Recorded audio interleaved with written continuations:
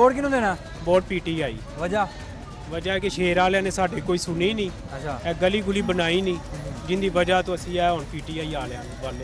अच्छा रोहेल असगर साहब 2013 जिथे कामयाब होए सन कभी वापस नहीं आए?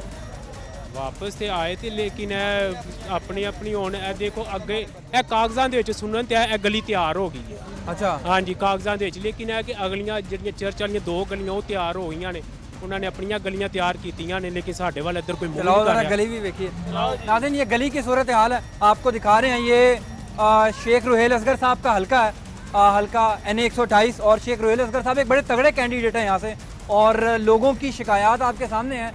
शेख रोहेल असगर साहब के बारे में अमूमन ये लोगों की राय है कि वो अपने हल्के में बहुत कम आते हैं, और उनके हल्के की जो सूरत हाल है वो इस बात की बखूबी इस बात को साबित कर रही है कि शेख रोहेल असगर साहब बहुत कम यहाँ पर आते हैं। हाँ जी, शेख रोहेल असगर साहब आंदे नहीं है इस हल्के से? नहीं भाईजान आज ही आए नहीं आए कभी?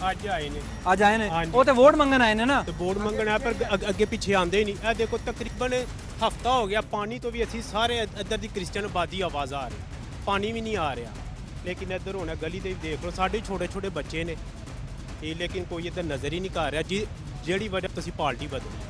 2013 ਚ ਤੁਸੀਂ ਨੂਨ ਲੀਗ ਨੂੰ ਵੋਟ ਦਿੱਤਾ? ਹਾਂਜੀ ਅਸੀਂ 6 ਨੂੰ ਵੋਟ ਦਿੱਤੇ ਨੇ, ਸਾਰਿਆਂ ਨੇ ਕ੍ਰਿਸਚੀਅਨ ਬਾਦੀ ਨੇ 6 ਨੂੰ ਵੋਟ ਦਿੱਤੇ ਨੇ, ਲੇਕਿਨ ਸਾਡੇ ਹੁਣ ਸ਼ਾਇਦ ਕੋਈ ਸੁਣਦਾ ਹੀ ਨਹੀਂ। ਲੇਕਿਨ ਇਹ ਹੁਣ ਸਾਡੇ ਇਹ ਲੇਕਿਨ ਕਾਫੀ ਕੰਮ ਜਿਹੜਾ ਨਾ ਹੁਣ ਕਰਾ ਰਹੇ ਨੇ। ਕੀ ਮਸਲਾ ਹੈਗਾ ਸਰ ਇਹ ਹਲਕੇ ਦੇ ਵਿੱਚ? ਕੀ ਸਾਰਾ ਕਾਗਜ਼ਾਂ ਦੇ ਵਿੱਚ ਗਲੀ ਬਣ ਗਈ ਹੋਈ ਹੈ ਇਹਨਾਂ ਦੀ ਲਿਸਟ ਦੇ ਵਿੱਚ। ਚਰਚ ਵਾਲੀ ਪਰਲੀ ਗਲੀ ਵੀ ਬਣੀ ਹੈ, ਲੇਕਿਨ ਉਹ ਬਣੀ ਨਹੀਂ ਹੈ ਇਹਨਾਂ ਦੀ ਲਿਸਟ ਦੇ ਵਿੱਚ।